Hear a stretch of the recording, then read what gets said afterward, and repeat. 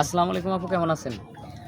আলহামদুলিল্লাহ ভাইয়া ভালো আছি। আপনারা ভালো আছেন? আলহামদুলিল্লাহ, আমরা সবাই ভালো আছি। তো আমাদের এখানে যে অনুষ্ঠানে আমরা আমাদের ক্যামেরার সামনে আপনি আসছেন, তো আমাদের এখানে নিয়মিত যারা দর্শক আছে বা নতুন দর্শক আছে, সবাই আপনার জীবনের গল্প শোনার জন্য অপেক্ষায় আছে। জি। বলুন, বলুন আমাদের ক্যামেরার সামনে আপনার কথা খুলে বলুন।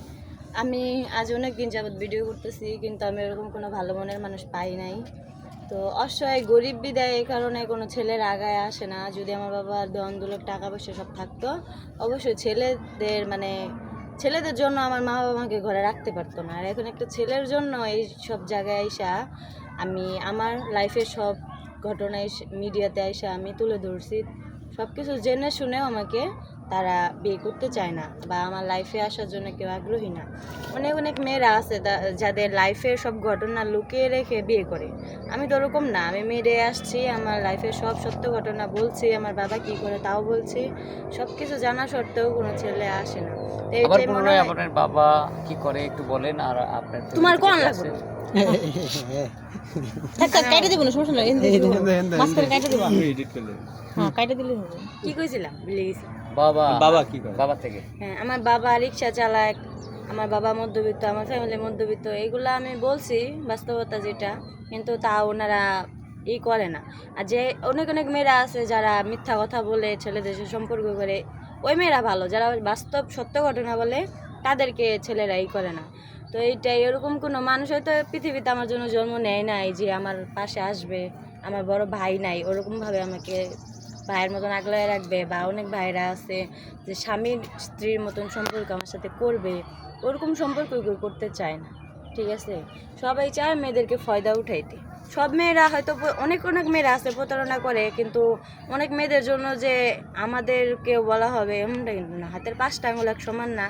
তো ওরা প্রতারণা করছে এই কারণে আমরাও প্রতারণা করব, এটা কিন্তু না। তাই এটা ওনাদেরই যে অনেক মেয়েরা ঠকাইছে দেখা ওনারা আমাকে বিশ্বাস করে না, আমাদের বিশ্বাস করে না। তো কিছু কিছু মেয়েদের জন্য আমাদের ক্ষতি। তো যাই হোক, আমি চাই একটা ভালো মনের মানুষ, সে যদি বিবাহিত হয় আমার কোনো সমস্যা নাই, তার বয়স যদি বেশিও হয় আমার তাতেও কোনো সমস্যা নেই। আমি তার টাকা পয়সা বাড়ি গাড়ি কিছুই চাই না। আমি একটা ভালো মনের মানুষ চাই, সারা জীবন পাশে থাকতে চাই, তার হাতে হাত রেখা যাতে আমি সারাটা জীবন পার করতে পারি, সেরকম একটা মানুষ চাই। আমার ভুল হলে সে ধরায় দিব, তার ভুল হলে আমি ধরায় দিব, এটাই তো, তাই না? তো ভালোবাসাটা সবচেয়ে বেশি ইম্পর্টেন্ট। আমি একটা ভালোবাসার মানুষ চাই, আর কিছুই চাই না। যে আমাকে ভালোবাসতে পারবে, আমার সর্বস্ব দিয়ে আমি তাকে আগলায় রাখবো, ভালোবাসবো। তার ফ্যামিলিকে আমি আমার ফ্যামিলির চেয়েও বেশি করার চেষ্টা করবো। আমি এরকম একটা মানুষ চাই। আচ্ছা, আমরা চেষ্টা করব আপনার ভিডিওটা পাবলিক করার পর হয়তো অনেকেই নক করবে, তো আপনার কোনো পার্সোনাল ফোন নম্বর যদি থাকে তো দিতে পারেন, সরাসরি আপনার সাথে যোগাযোগ করবে।